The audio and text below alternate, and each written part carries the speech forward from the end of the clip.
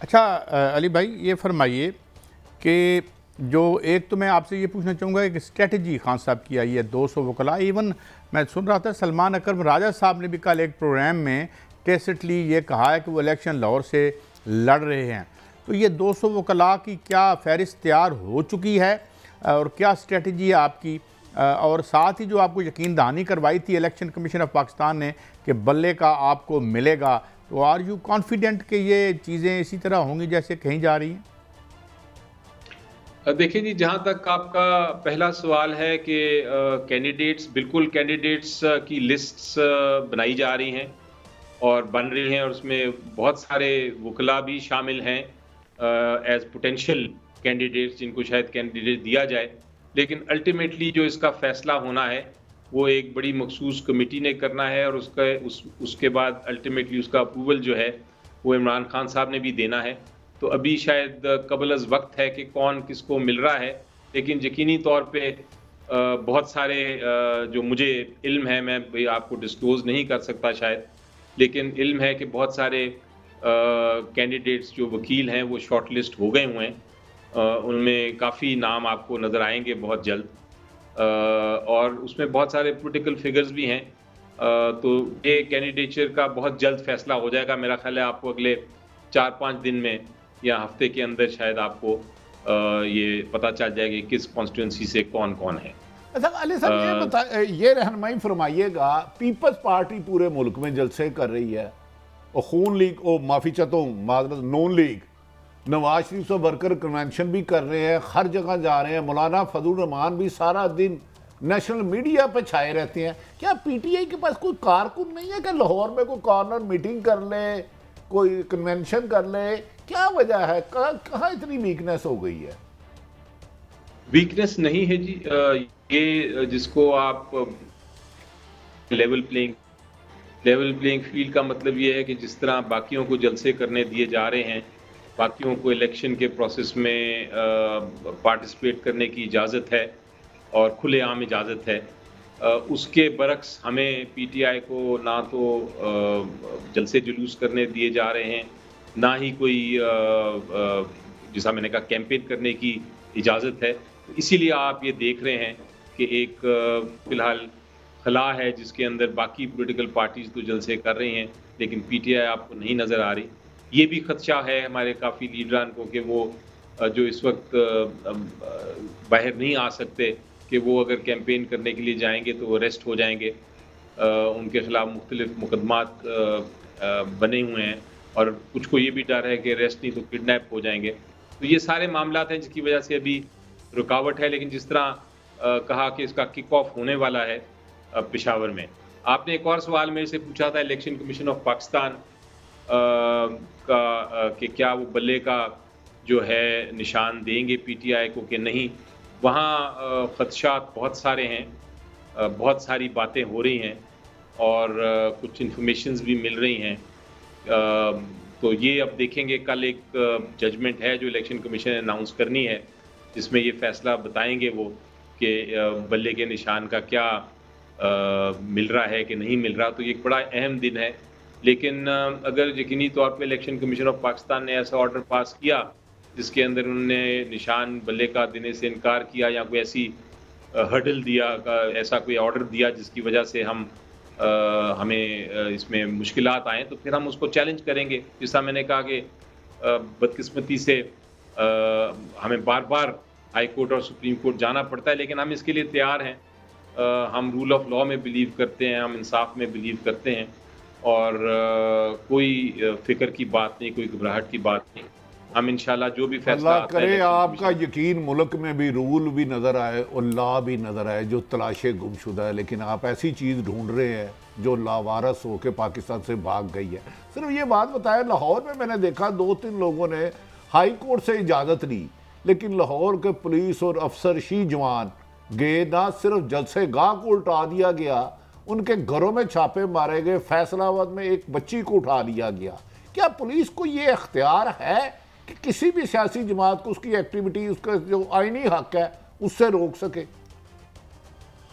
जी बिल्कुल नहीं है। इनफैक्ट आपको तो मेरे से ज़्यादा पता है, आप तो मीडिया में हैं, आपको पता है कि freedom of assembly, freedom of speech, ये सारे ऐसे बुनियादी हक हैं जिनको आप कानून के ज़रिए भी कोई रुकावट नहीं डाल सकते। एग्जेक्टिव तो बहुत दूर की बात है। अगर आप कानून भी ऐसा पास करेंगे कि आप इलेक्शनिंग नहीं कर सकते, कैंपेन नहीं कर सकते, आप की ज़ुबान को बंद किया जाए या आपके खिलाफ कोई रेड हो, तो वो कानून भी आइन के खिलाफ होगा। तो पुलिस तो बिल्कुल नहीं ऐसी बातें कर सकती। लेकिन बहरहाल आपको इंस्टेंसेस पता हैं कि हो रहे हैं और उसको चैलेंज भी किया जा रहा है और हाई कोर्ट्स ऑर्डर्स भी पास कर रहे हैं। तो ये बात चलती रहेगी, आई गेस। आप सही कह रहे हैं कि गुमशुदा अली भाई, ये करना 3-4 केसेस हैं। साइफर हो गया, जिनमें से अलकादर ट्रस्ट हो गया, and last but not the least इद्दत का भी एक केस चल रहा है कि अगर इन तीनों में अगर कुछ रिलीफ मिलता है तो ये कितना बड़ा जुर्म है इस हवाले से, और ये क्यों हुआ है, इसमें आपकी क्या आपकी पोजीशन क्या है, आपकी साइड की पोजीशन इद्दत वाले केस में? देखें, इद्दत वाले केस में सिर्फ मैं ये कहूँगा कि बदकिस्मती से उसमें कोई सच्चाई तो है नहीं, लेकिन बदकिस्मती से एक पर्सनल इश्यूज़ को बजाय हम एक पूरे पॉलिटिशियन पे, इमरान खान साहब पॉलिटिशियन ही है ना, एक्स प्राइम मिनिस्टर हैं, बजाय उनकी आप गवर्नेंस उनके बारे में बात करें, आप उनकी इकोनॉमी की जो पॉलिसीज़ थी उसके बारे में बात करें, और इलेक्शन में जाने वाले हैं आप कहें कि जनाब हम बेहतर कारकर्दगी कर सकेंगे, हमें वोट दें, आप उनको ना दें। तो ये एक पर्सनल किस्म का केस बना दिया गया है। मुझे अब उसका लफ्ज़ नहीं आ रहा कि मैं इसको क्या कहूँ, मगर इतनी एक नीच बात है, इतनी एक जब आप अपनी फैमिलीज़ के बारे में इस तरह और केसेस बनाना शुरू कर दें तो और भी हमारे कल्चर के ख़िलाफ़ भी है, हमारे मेरा ख्याल है रिलीजन के ख़िलाफ़ भी है, मज़हब के ख़िलाफ़ भी है, रवायात के ख़िलाफ़ भी है, पॉलिटिकल जो एक सियासी माहौल होता है उसके ख़िलाफ़ भी है। तो मेरा ख्याल है, मैं तो उम्मीद ये रखता हूँ कि कोई भी इसके बारे में बात नहीं करेगा। ये ऐसे मामलात हैं जो कि बेबुनियाद हैं, पर्सनल इश्यूज़ को एक क्रिमिनल केस की तरह बनाने की कोशिश की गई है। इससे ज़्यादा मैं क्या कह सकता हूँ। एक लाइटर नोट पे मैं बात करना चाहूँगा। आपको भी याद होगा, ज़ाहिर है अब हमें भी याद है कि मंशूरों पे इलेक्शन होते थे, एशिया सुर्ख है, को कहते नहीं सब्ज़ है, अब कहते हैं कि अब अरशद मलिक की वीडियो है, अब इमरान खान साहब के जो हालिया या साबका रिश्तेदार हैं वो उनके पास कुछ मवाद है किसी किरदार का या किसी बेकिरदारी का। तो अब क्या आइंदा आने वाले जो हम इलेक्शंस हैं वो अवामी इश्यूज़ की बजाय कौन सी किसकी वीडियोस है, कौन क्या करते हुए देखा गया, असल है, डीप फेक है, तो these will be the electoral issues in the elections to come. How do you look at it Ali भाई? देखिए, एक बड़ी बड़ी बदकिस्मती होगी कौम की अगर ये इश्यूज हाईलाइट हो। इसलिए मैंने कहा कि हमें इम्पोर्टेंस ही नहीं देनी चाहिए, कोई अहमियत ही नहीं देनी चाहिए इस किस्म के मैटर्स को। जो आपने सवाल भी पूछा था इसके बारे में, ये तो इश्यूज ऐसे हैं जो कि डिस्कशन में आने नहीं चाहिए। बिल्कुल आपकी बात ये सही है कि बात करें हम मैनिफेस्टोज पे। मुझे बल्कि मैनिफेस्टो कमेटी में रखा हुआ है, हम मैनिफेस्टो बना रहे हैं जो मेरा ख्याल है बड़ी जल्द उसको शाया कर देंगे अपनी इलेक्शन के मामले पे। तो उसके ऊपर बात करें कि जी इस मैनिफेस्टो में ये खराबी है, इस मैनिफेस्टो में ये इम्प्रूवमेंट की ज़रूरत है। और फिर मैनिफेस्टो का मतलब ये होता है, आपने बिल्कुल दुरुस्त फरमाया कि जब आने वाली हुकूमत उसको फिर अकाउंटेबल रखा जाएगा कि आपने ये मैनिफेस्टो बनाया था, आपने डिलीवरी क्या की, ताकि जब वो उनके 5 साल गुजरे। गुजारिश है इसमें तो आजकल सहाफत का भी जनादा निकल गया, अखलाकियात का। मैं तो ये नाम भी नहीं लूँगा इंटरव्यू को, क्योंकि जो बहन बेटी हैं और माओ के रिश्तों का एहतराम नहीं करते वो मुल्क के कैसे हो सकते हैं। मैं वो बात ही नहीं डिस्कस करूँगा, जनादा निकल गया साहब। यही एक्सपेक्ट। अच्छा, गुजारिश है हमारे वजीर दाखिला, पता नहीं कौन से दाखिला कौन सी क्लास से दाखिल हुए हैं, वो क्या फरमा रहे हैं, जरा वो भी सुनिए। वो तो कह रहे हैं पीटीआई चेयरमैन का ट्रायल मिलिट्री कोर्ट में ही होगा।